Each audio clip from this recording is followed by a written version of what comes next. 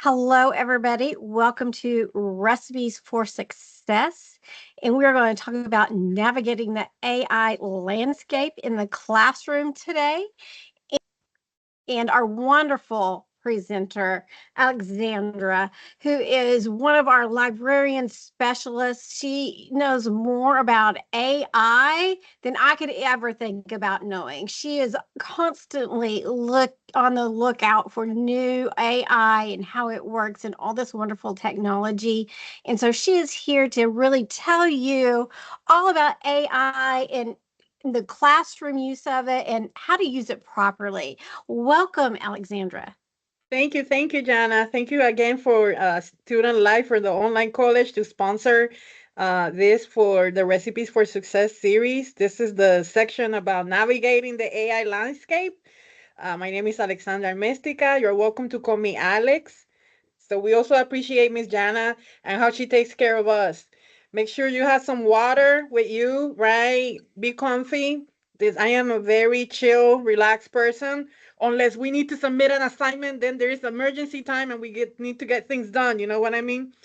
And what we're gonna do today is, I hope in this session you will get at least a basic introduction to navigating that AI thing that's happening out there. Okay. So I do have a presentation that I'm going to share with you, and I also have some active links and websites on another screen because I'm gonna be demonstrating some things, right? Um, so with that being said, I'm going to get started sharing my presentation. Feel free to drop questions on the chat. At some points, I will stop and say, hey, is there any questions? You're free to unmute yourself and speak to. Do remember that this session is being recorded. Uh, so here we go. I share.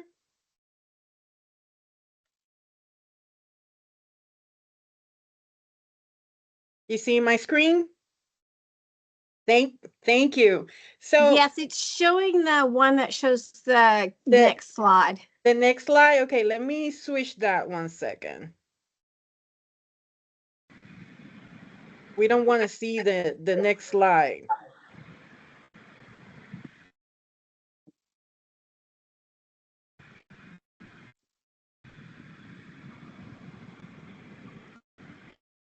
Okay.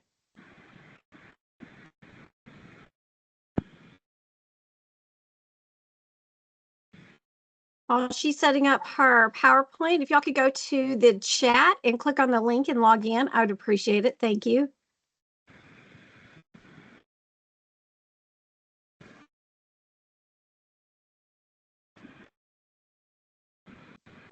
How is that looking Perfect. now? Perfect. Okay.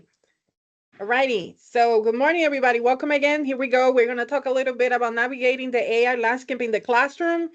This session is geared towards community college students. And we're going to discuss mainly two things, although our second point is it's lengthy. We're going to discuss a little bit about the ACC guidelines for the use of generative AI in the context of your academic work. And we're also going to be talking about some generative AI tools that maybe you can consider for your class projects. So when it comes to AI, we need to make a distinction here in between AI and generative AI, right? So according to IBM, International Business Machines, it's a company that at a certain point was very popular. And nowadays people don't talk a lot about IBM, but they're still strong in the market. And their division for artificial intelligence is very strong. Their product is called Watson. And Watson is something that I've always wanted to use, but I don't have access to. So maybe one day.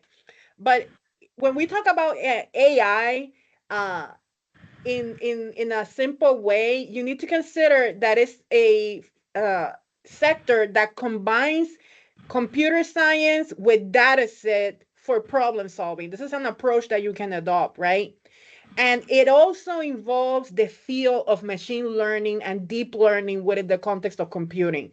So the AI field is broad. There's a lot of different topics and a lot of different things that are happening right now in academia, in the market, at the enterprise level, with a lot of initiatives. Okay. Now, in the context of HCC, when we talk about artificial intelligence, we are referring to it as a technology that can automate or execute some tasks that have been done, performed by designs, right?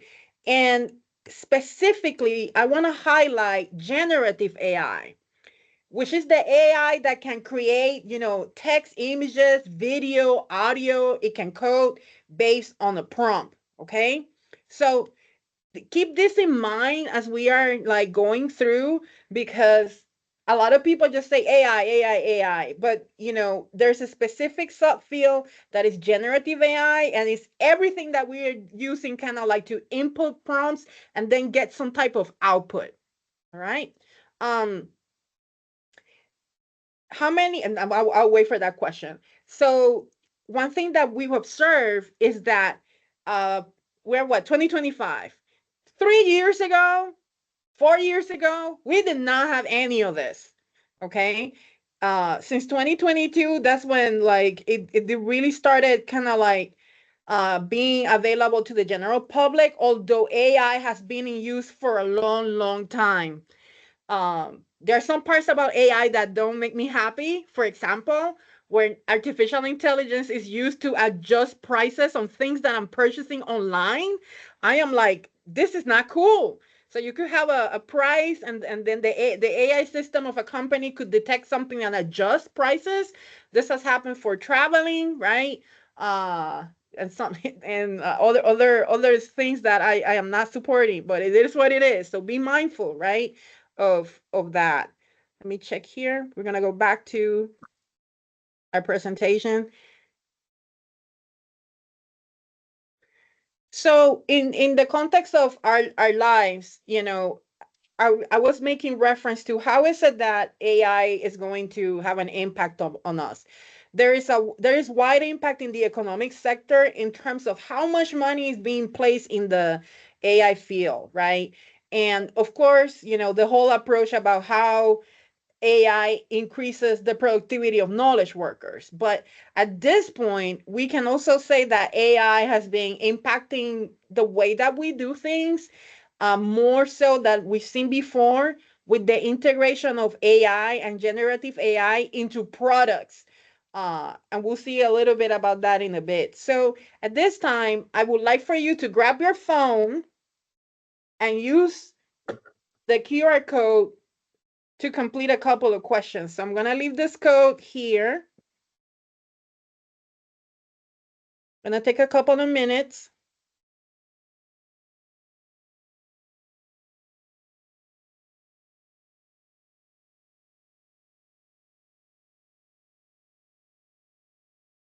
And if you would like to complete the survey,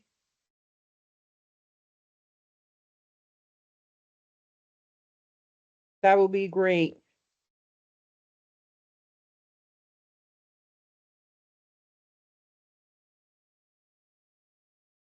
I'm also dropping the survey on the chat so you can click and go directly to the form.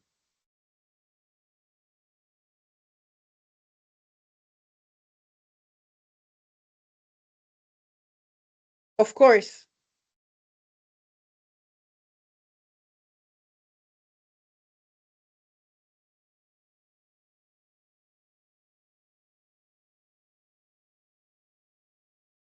Back to the QR code.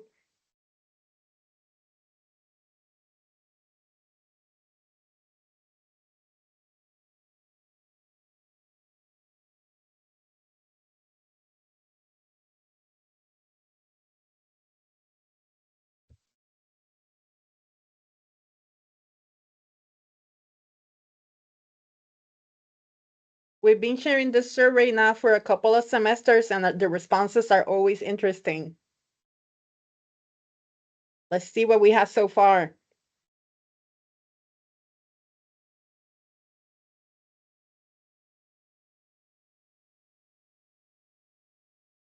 Okay.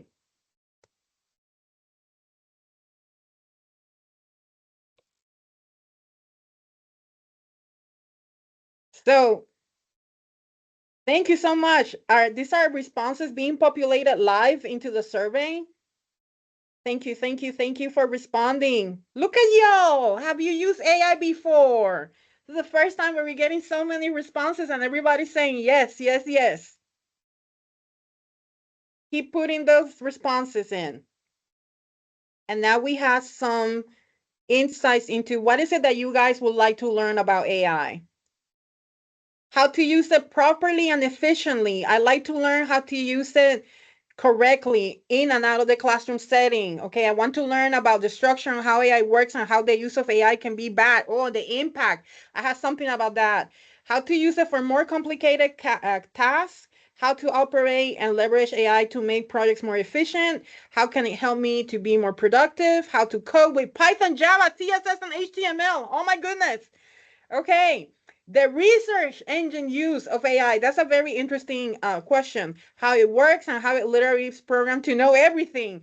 Oh my goodness. That's an interesting thought. My question for you is, does the AI know? What is knowing? Okay. How to efficiently use it. Also, I want to learn more about, besides the common use, how to use AI tools to level up my work and hobbies. Ooh, I like the hobbies approach and also the work. How are we allowed to use it in class? Excellent. I want to learn how AI works and how I can use it in my education, the origin and how it develops and so quickly. How is the water use related to AI? Oh my goodness. Okay. Thank you so much for your answers. Let me stop sharing here for a second. Okay. So thank you so much for submitting your responses. Like, I can tell you, if I compare these responses to the responses from previous sessions, your questions are on point and in depth. Okay. Now, I won't be able to answer all of these questions today, but my commitment to you as a librarian is to compile some responses so that you can get some insights into some of the questions that you have. Okay. Um, One thing that I want, this is an idea that I want you to start considering, okay? One of the things that generative artificial intelligence can do for you is to learn how to learn, okay? So instead of just looking at it as this thing that has knowledge, you can consider that generative AI is a database in different flavors that you manipulate to get output from. Okay. That is very important because you need to consider that you are the human in the equation that is putting an input into the AI to get some type of output. Okay. I'm going to stop here for a second and think about that. Okay. Don't think that this is just something that's thinking. Okay. The AI doesn't think like you do. It operates in a different way. I remember the first time that I used it, and I was thinking in a different way about it, and I was just using it to get like an answer, for example. Okay. And then all of a sudden, I started like prompting the AI to do different things. And that's when I started realizing that I had a tool that was manual, to which I could say, hey, I want this type of result. Can you change it? Can you change tone? Can you change syntax, grammar? Can you extract text from an image and analyze? Okay. So there's different things that you can do with it. When I go back to our presentation, one thing that I noticed from your feedback in your answers is that you want to know how to use AI in the context of Houston Community College and for your academic work. So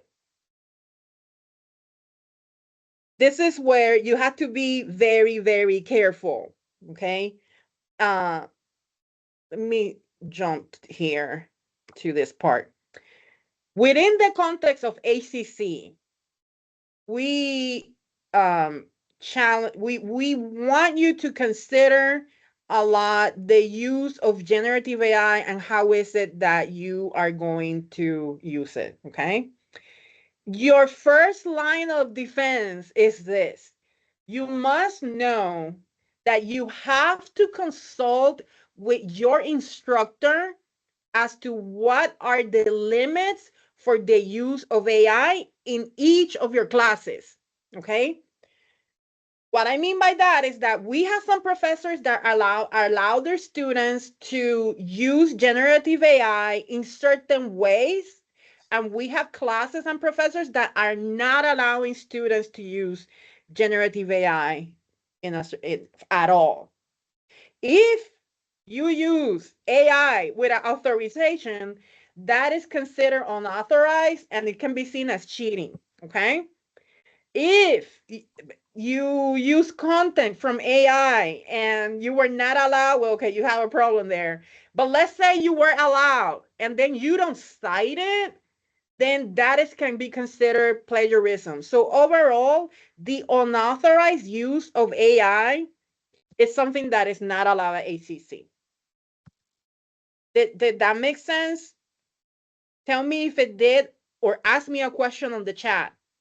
Okay, thanks, Grace. Thank you. Anybody else? Any questions about that? Thank you, Harir.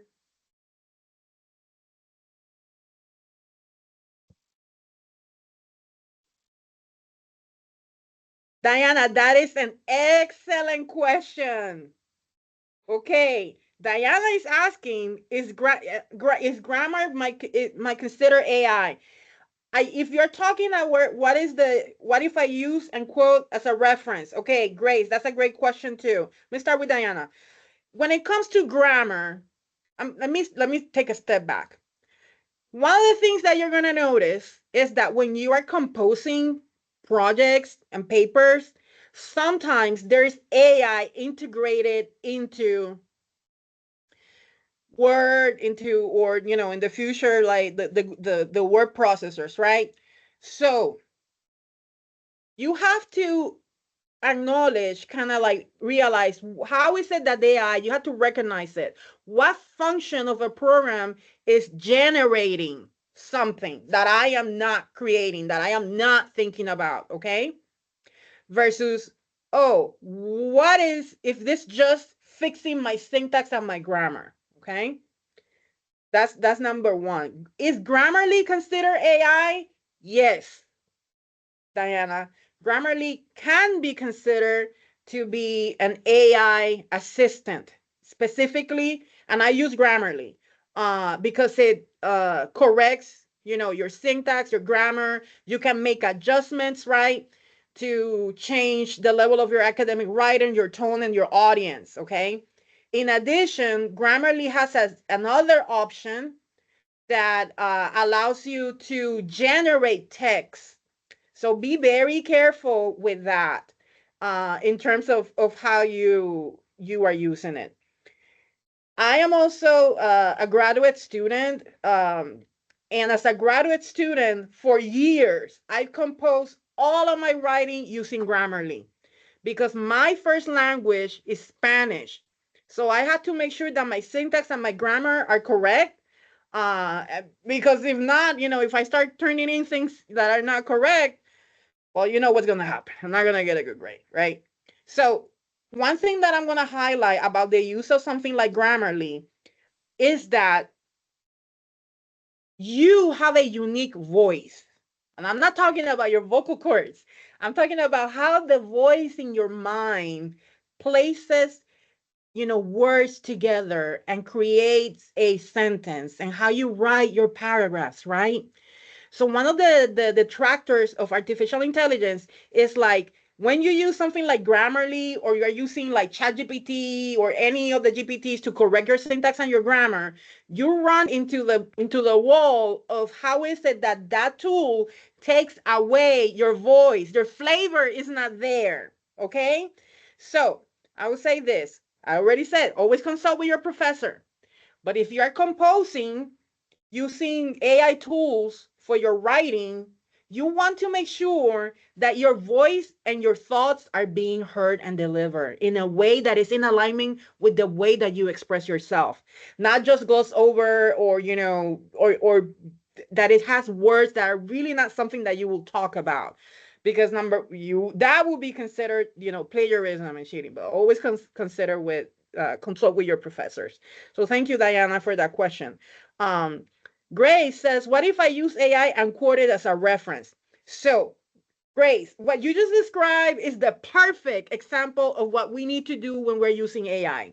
Okay, if you're using MLA, or if you're MLA, Modern Language Association style for English, if you're using APA, American Psychological Association style, you must always cite AI and the way that you use it. If you are a grad student at some point, perhaps you even need to describe how is it that you used it, okay? But remember, if your professor says not to use AI at all, then it shouldn't appear on your references. Does that make sense? Because then you will get in trouble. Thank you, Grace. Any other questions?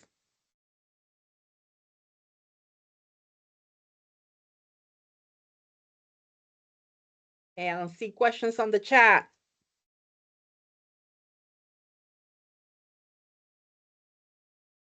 Let me go back to our presentation.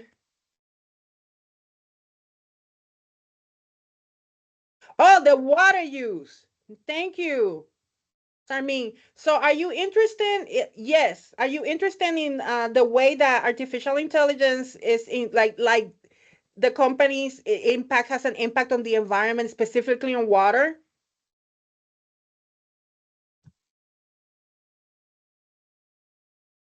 Okay. So Sami is also asking how we use for general normal use in life. Okay. I'm gonna share my screen here.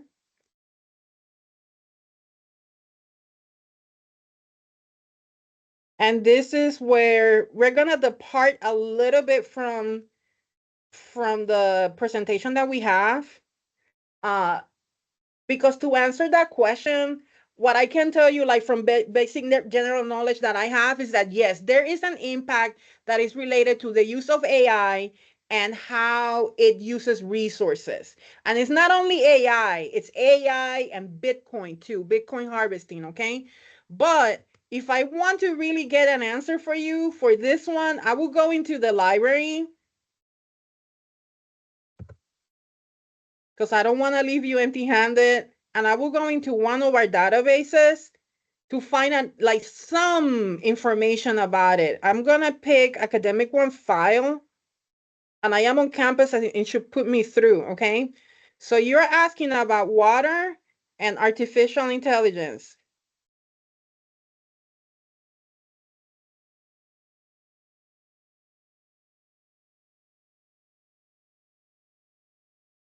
So let's see if I can find something. Okay, I already have some results here, right? Research on risk decision making generation method for water conservancy project based on large effect of water fertilizing. Okay, artificial intelligence in assessing electricity and water demand in oilseed processing, an overview of heavy metal contamination, da da da. So I could go in and on and on. So one thing that I would say,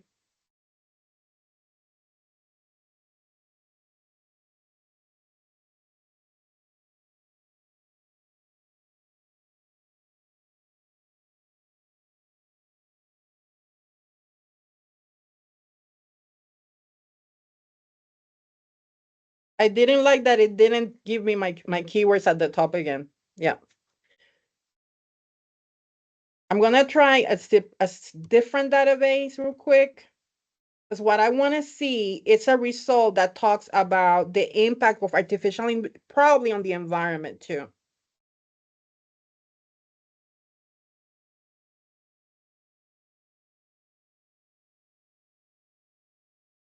Artificial intelligence or AI, and I'm gonna put water because you said water, but I will tell you what I will also look for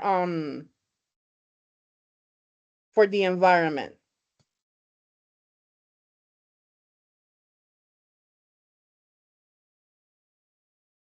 There we go.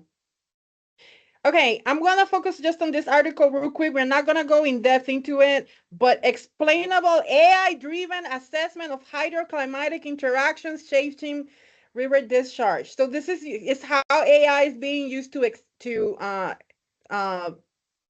analyze data. And if you notice, there's a lot of, artificial intelligence as a way of analyzing data. This one right here, thirsty work. I'm gonna go check this one because it might be a good one.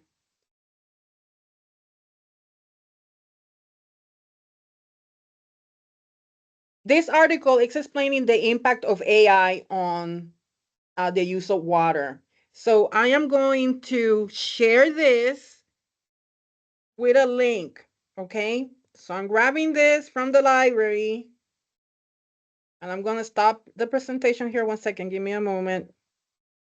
Stop sharing. There we go.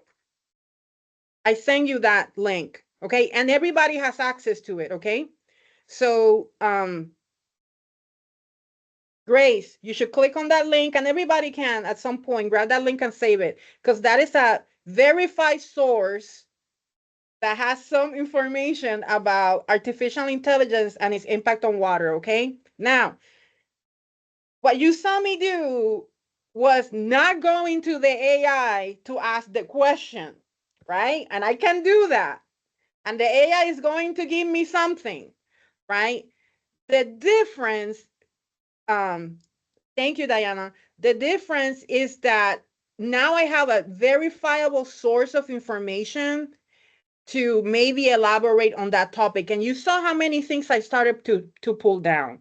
So one of the things that I want to highlight about using AI versus using a source that you know that it's coming from either a news article, a book, a journal, or a website is that when you use AI sources, you don't necessarily know the origin unless you prompt the AI to give you the source. Okay, that's number one. Number two, if you circumscribe your searches only to what the AI has, I'm seeing here something. Okay, hold on 1 second here.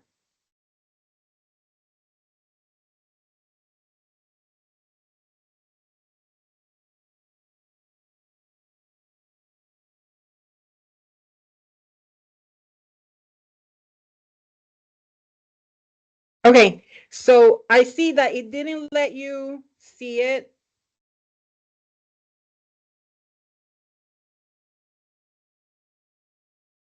Let me see if I can do something a little bit different.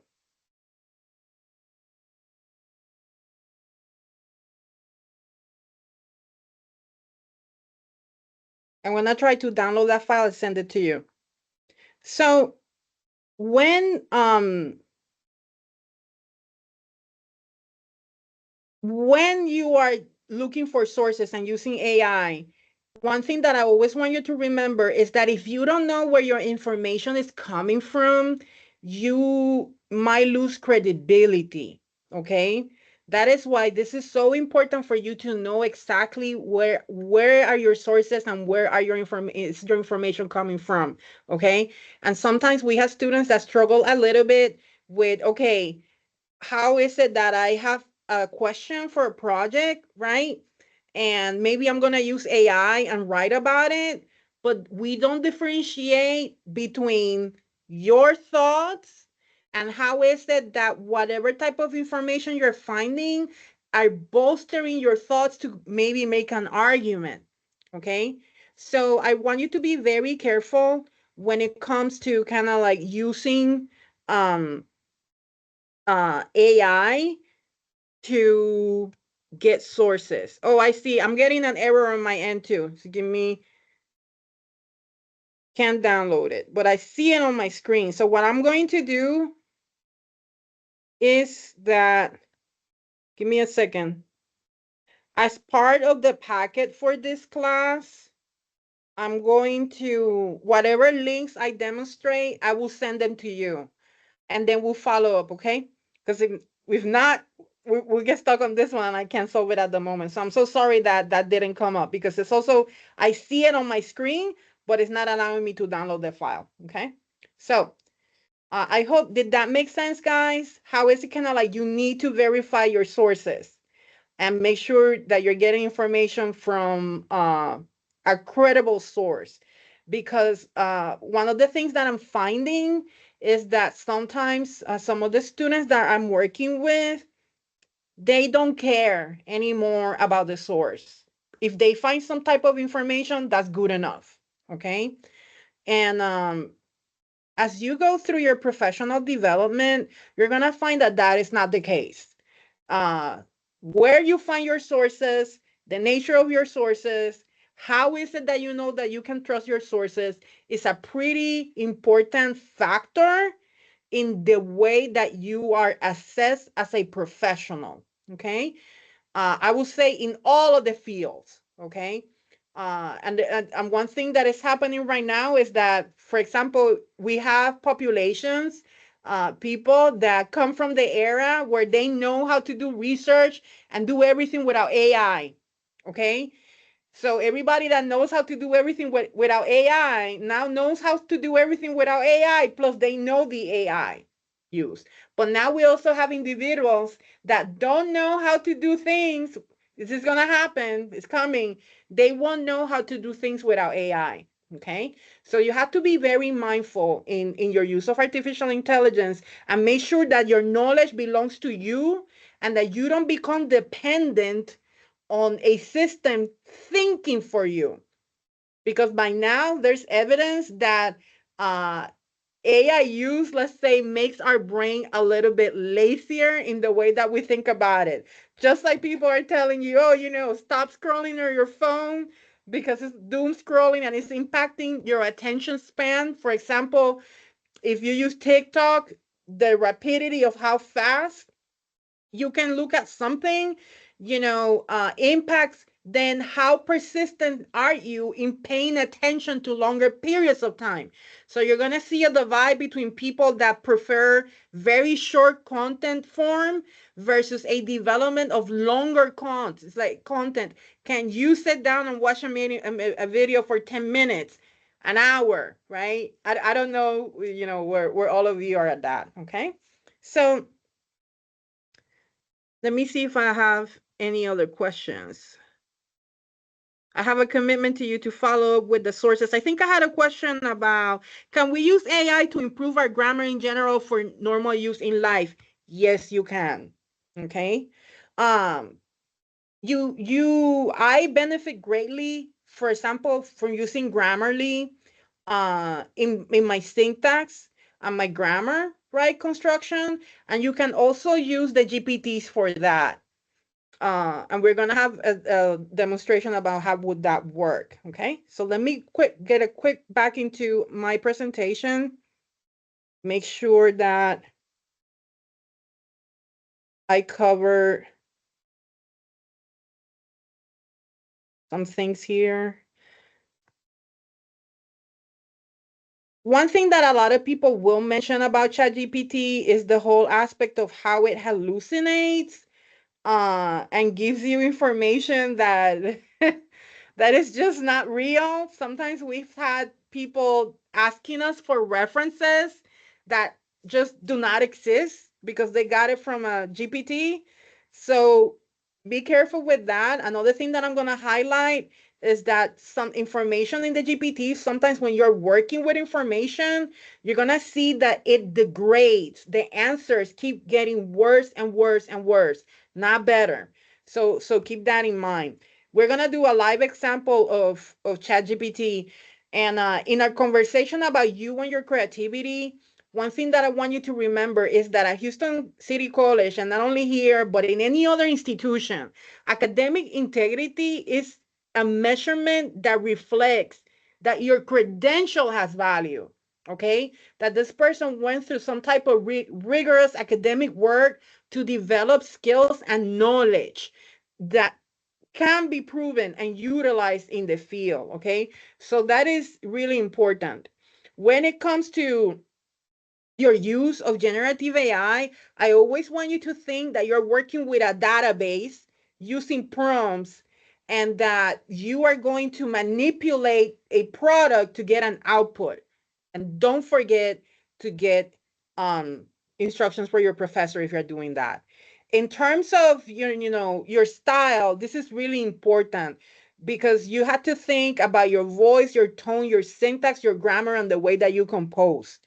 So if you want to improve yourself, there's, of course, you can use the GPTs to practice, but one thing that you should consider probably is how much content do you consume that can help you improve, because sometimes we don't talk about that.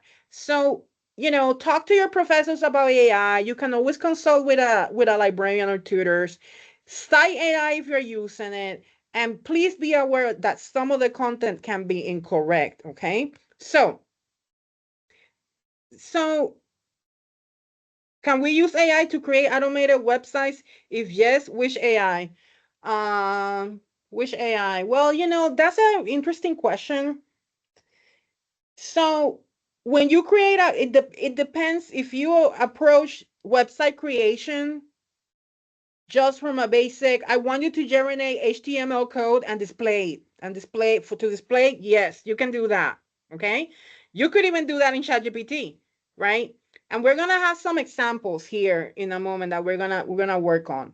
I've never created a website using generative AI. I use for website creation, I use Google Sites, Weebly, Wix. So I use websites that are for creating websites that would allow me to host a website. Way back in the day, it was different. Okay. Um, and some people that I know, they use cascading style sheets and they make websites, manually. One thing that I'm going to caution you in regards to the use of AI is that you have to consider that when you use AI, you are feeding your data to a system. So defend your privacy, okay? Just don't be uploading names, phone numbers, and always remember that these products have terms and conditions of use. And sometimes they won't allow you to do certain things because it could be in violation of use agreements, okay? Um, so let me get back to a question that I had here, the one about grammar. And Angel, I'm also going to keep following up with the question because there's also features of AI that are integrated into different platforms. One thing that I'm going to highlight here, guys, is that if you are starting to use artificial intelligence, and some of you have used it already, I highly recommend that you open an email account that is not tied in to your, let's say, main personal account, okay? So that you can differentiate between an account that you use for trying new services and then the account that you use to for banking, schooling, and all the other things, okay? Because like right now, the amount of things that I have tied in, I'm trying to be very careful with how much content I or how I link my main account, and I try not to do that. The only account I have a GPT Pro account, and that is linked to my phone, and that's it. Nothing else. Well, there's a Gemini account too because my phone is the Pixel. So the Pixel came with a Gemini account, right? So that is tied into my phone. Other than that, I do not want any software in my phone. Like that phones are kind of like sacred at this point because of how many things are there. So you have to be careful with the integration. Okay, one thing that I highlight about that in the context of, let's say, security is that, for example, as Houston Community College, you probably have noticed that if you are on our network, you cannot access TikTok at all. Okay. And that is something because of security concerns at the state level. And in the context of our operations, there are other softwares that we cannot use. So if you ask me about DeepSeek, I can say sorry, I cannot use it at work because it's coming from a list of software that providers that we shouldn't be working with. So keep aware of that, and in your practices, you do what you want, but do be safe online. Don't be putting your credit card numbers in sites that you don't recognize. Don't be buying subscriptions. Be careful. You gotta guard your money. Okay. Um. So we are at 10:41, and now I'm gonna switch to my screen, but this is no longer a presentation. I have a couple of things that I want to share with you in regards to the use of AI. So give me a second here.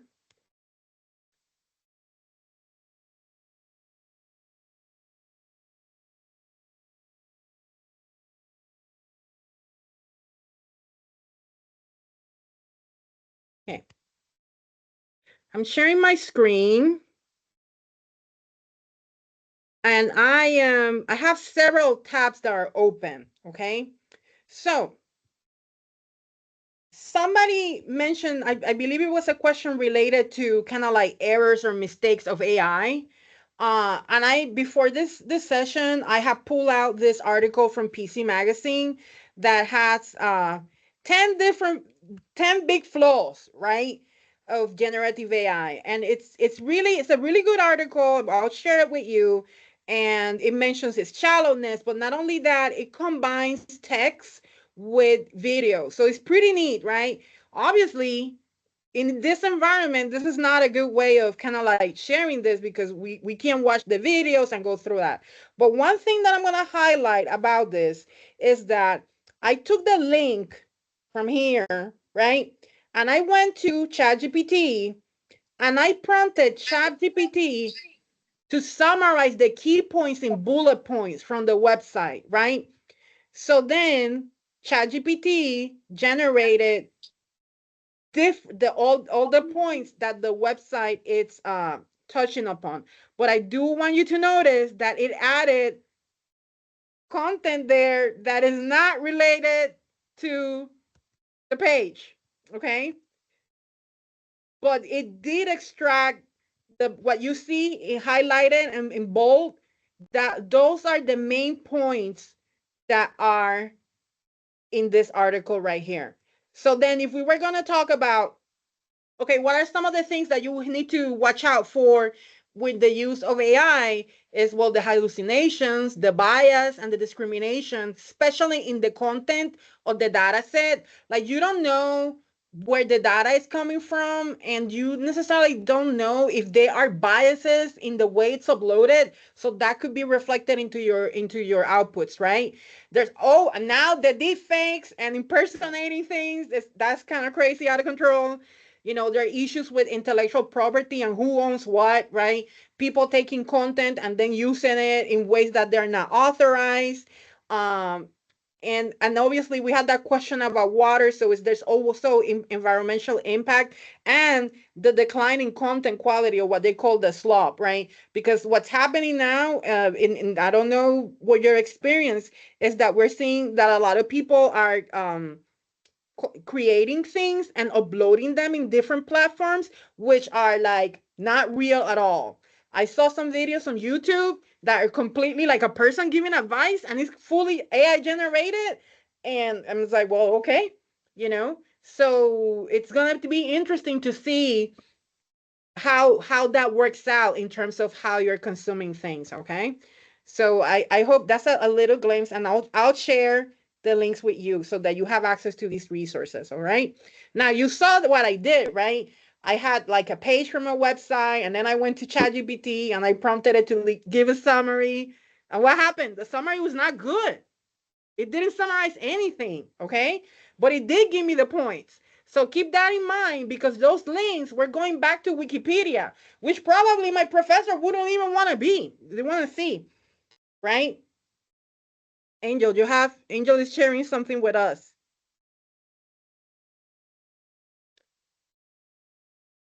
So Angel wants to learn how to prompt And then Grace is asking, is getting too recognizable these days? Yeah. So, okay, that's an excellent question. I'm going to go back to, remember earlier when I told you that I want you to learn how to learn? Okay. This is one this is one of those moments where it's kind of like, look, if you want to learn to use a GPT and how to prompt, one of the best things that you can do is engage the GPT in a training approach. So you could prompt to say, and mind your language, because in this case I am in my account, and if you will have to open an account, and you can get one for free with a with it, at least with ChatGPT. And as you interact with the system will gather your data and the way that you are expressing, and it will reply, in certain ways. So that's why you see some news stories about people like getting bad advice or like nightmare advice from the GPTs, is because of the type of content they're putting in there, right? So I could say hello.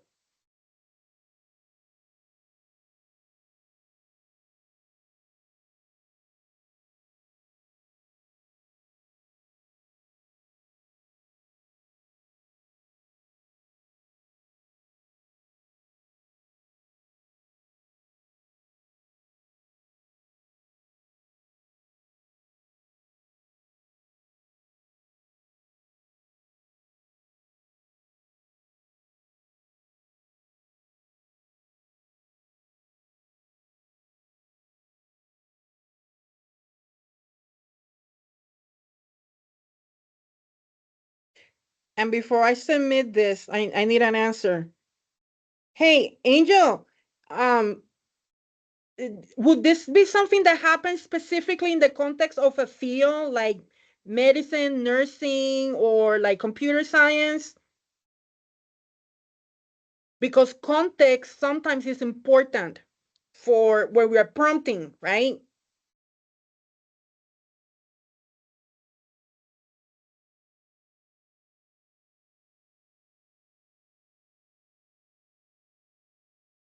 And of course, we can narrow this one down to, how do I prompt for making a website?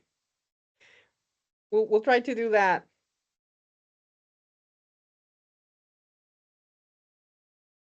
Okay, perfect. Thank you.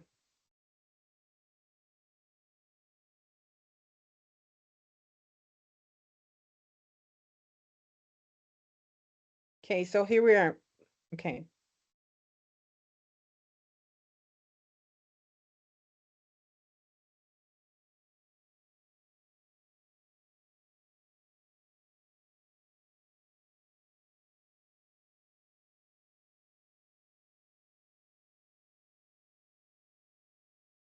I'm gonna say a portfolio website for now, because there's different type of websites. Okay, let's see what happens here. So now the GPT is replying to you, right? And it's telling you, okay, this is an example of a novice prompt. And the reason why I use novice, intermediate, and expert is because that has to do with levels of expertise that you can develop, okay? Now notice the difference, right? A novice prompt, an intermediate prompt, and an advanced prompt. And then, would you like me to generate starter code so you can get there? And then I'm gonna ask a question. Let me do something real quick. I'm gonna copy this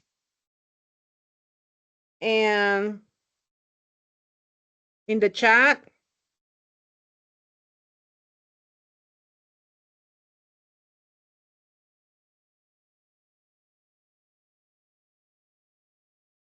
Oh, Taiwo say, can they give us a short summary of this webinar that we can develop into a report for our professor?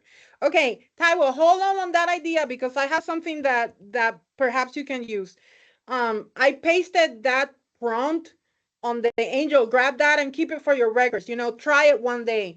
One thing, if you know how to websites, you have to upload into the network, right? So it lives on your computer. If you're just coding, a website will live on your computer. It will not be online. It will not go live, right? So you need to learn, okay, if I got this pure code, How is it that I'm going to put this on a server for displaying to other people? All right. So um I want to know here for a moment. Did that make sense?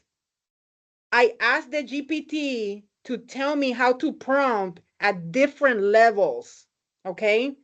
And you can ask, one of the best things that you can do with any GPT is task the GPT with telling you how to use it. Okay. Don't pay, don't at this point, don't pay for websites or things to give you, because there's a lot of people that are using these GPTs and then they make a product with the GPT and then they want to sell it to you, where you can learn to make that yourself. Okay. So Angel has a question coming, and I have a question from Taiwo about a short summary of the video. So this session is being recorded, right? And it's going to be uploaded. Jana, I think it goes on YouTube, right? Or does it go on YouTube? Yes, it does. And I will give y'all that link here. We have a Student Lab YouTube page that we put all of our webinars on. And so you can always go back and rewatch it. And I'm trying to upload them for ADA compliance. So they should have closed captioning and Mm-hmm. the transcript with it, which will, Okay. you can take transcripts and stick them in Right. AI and they'll summarize it for you. Oh, So perfect. Yes. Okay. So not only that, so thank you, Jana. Jana, it's amazing. She's setting us up for success. So we appreciate that. And this session will be uploaded into the YouTube, right? So I'm gonna go back to sharing my screen, because there is a feature. Let's say, for example, need to bring this down a little bit. I selected a video from Brene Brown. Somebody needs to mute their phone. I mean, yes, their. let me look and see if I can mute people. Mhm. Thank There we you. go. Thank you. So sorry. So I selected a video from YouTube, and do mind you, I'm subscribed to YouTube Premium because I can't handle the ads. Um, so if you grab a link from YouTube to share, you can take it to a service, for example, like NoGPTO.io, and then upload that link so that you can generate a summary. Okay. So this is the video that I was showing you, and this is a summary that this service online produced. There's a lot of different places that are doing that. Okay, so here's the thing. If I copy all of this and I paste it into a Word document, if I copy and paste that, am I in trouble? And I turn it into my professor. You tell me, am I in trouble if I do that? Tell me in the chat box. Yes. Carolina already knows. Angel knows too. Yes. Yes. Yes. I'm in trouble. I cannot do that. Yes. Good. I'm glad you understand that if I generate a summary like that and I copy paste it, I'm in trouble. Especially if my professor said not to do it. Okay? So then what needs to happen here, and this is why you need to be careful, is that you can use the transcript, you can use the summary, but you need to summarize this in your own words. And it's very difficult when you start generating content to really kind of like just, oh, I'm just going to rewrite this. Okay? Um, so keep that in mind. If somebody's asking you for original work, is you must sit down and then kind of like do it by yourself, and then correct your syntax and your grammar. But because remember when I talk about your voice and how you write, so The order of the words in AI and the way AI arranges things have predictable patterns because of the algorithm. So there's software now that can detect, oh, there's a predictable pattern here. Like each paragraph has like 100 words, or each sentence has this length.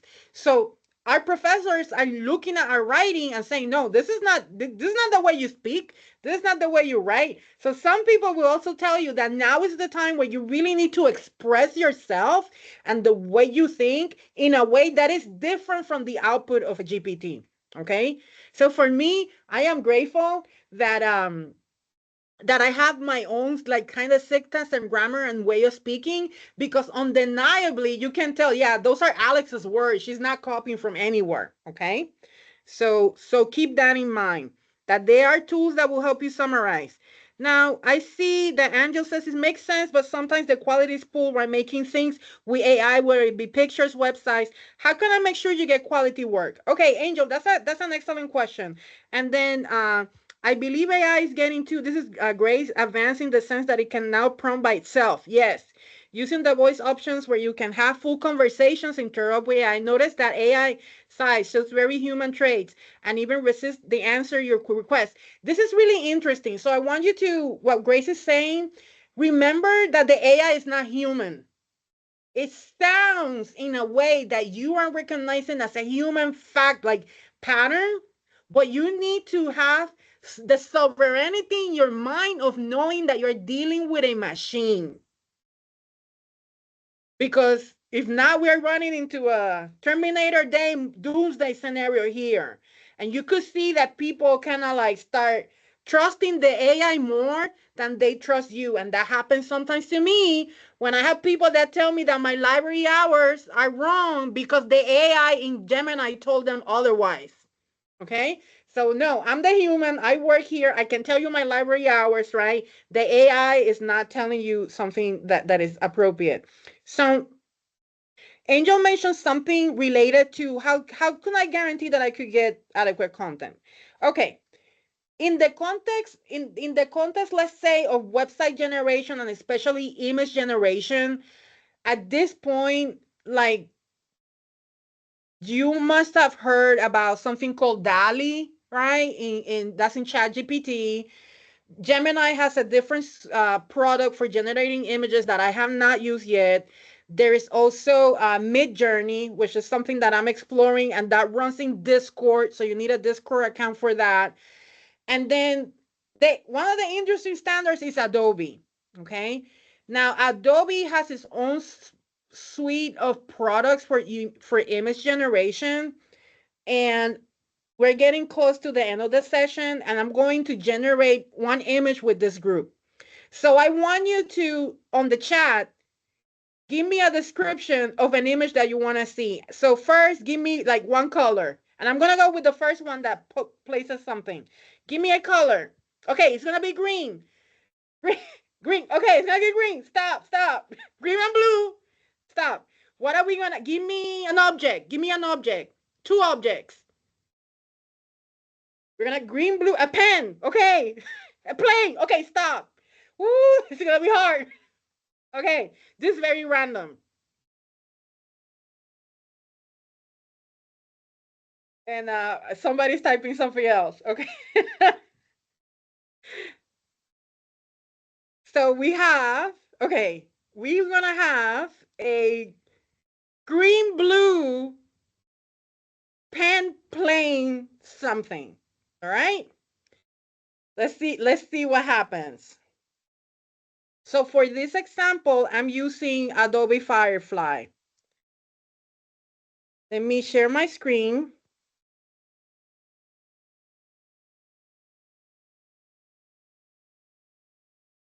A green, oh, Grace is saying a green plane with blue pants as the passengers. All right, here we go. Share. We're going to go with that. Share my screen.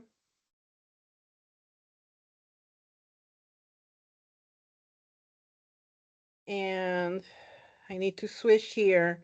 So right now I'm in Adobe Firefly.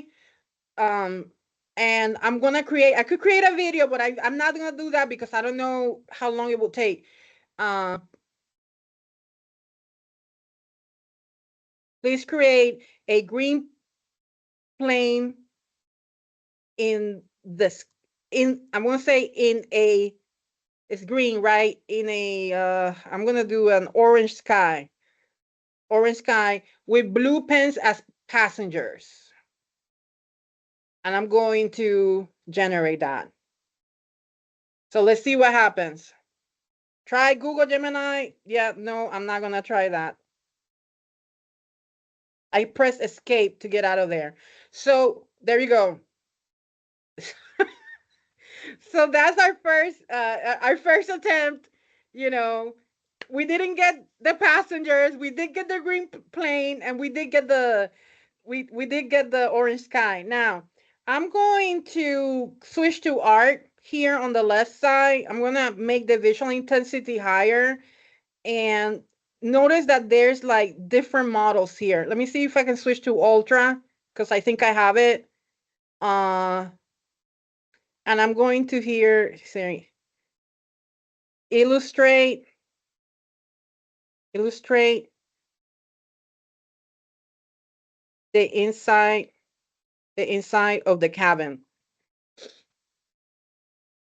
Can access. Oh, okay. Let me switch here from enterprise to 4. Let's see what happens. So you can keep iterating. Now consider this is consuming some credits. Okay, that's looking better right there. Did we get the pens? I don't see the pens, but it illustrated the cabin. Okay. Now, one thing that I would say about this is that I created a lot of different images in Adobe Firefly, and one thing is that when if you are using industry standards and you use the Adobe suite, you have access to the stock photo of Adobe, okay? And I want you to keep that when it comes to art, you have to mind copyright and the rights of the use of images and that kind of stuff. And then there's an integration where you can create things in Adobe Firefly and then drop them in, the Adobe Cloud, right, to use in Illustrator and Photoshop. So there's that there. Um, oh yeah, no, I wouldn't use like ChatGPT for maps or any. You have to be careful with the type of question that you're asking what you're doing, because I remember it's not a person with experience. It is an algorithm using mathematical answers to create an output that matches a human pattern. It's not thinking, it's putting things together through math, right? Um, And then with the pen image, I'm sure we expected a plane with little pen sitting on the seats, but Firefly creating something completely wrong. Yes, so then if I don't like my output, I have to go back and then be more specific, right? I could say, please create an image of a plane illustrating windows in which you can see pens as passengers of da da da da da. So there's also the ability to play. Now I will say something with Firefly. You can't prompt it to learn how to learn. You could do that in the other GPTs, but not with Firefly. Okay. And then let me check one more thing here. Okay. I have another tool that I would like to share with you, but I will share that one via email because I want to be respectful of your time. And this is now 11:04, and this section is 60 minutes long. So, Jan, are we good? We're good. We're good. Okay. So, I am my assignments is to answer back the questions that you guys share with me in regards to how can I do this, how can I do that.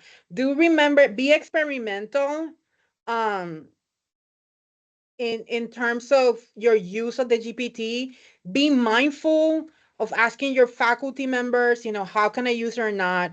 And it is okay to, work with GPTs in relation to your syntax and your grammar. What I would suggest for that is that if you type something, right? Um, and you want to learn, you could prompt the GPT to evaluate the text and explain what I can do to improve it. That could be a prompt on itself. But if you tell the GPT, if you prompt for fixed syntax and grammar, it's just going to give you a paragraph. Okay. This semester I will be conducting additional workshops related to artificial intelligence with focus that is a little bit more narrow. Okay, so those are going to be on some Thursdays at 1 p.m. So you're welcome to come back. And now that you become a part of this group with the online college, if you have any questions, let me know. Reach out. We're here to help. Thank you, Jana. Thank you, Alex. And thank you, everybody, for coming and having so many questions and participating. I hope y'all learned a lot today. I sure did. Thank you, everybody. We appreciate your time. See you next time at our next event. Thank you. Bye, Thank everyone. you. Thank you very much. Thank you. Excellent questions. Go forth and study Thank you. hard. Thank you. Thank you, Angel.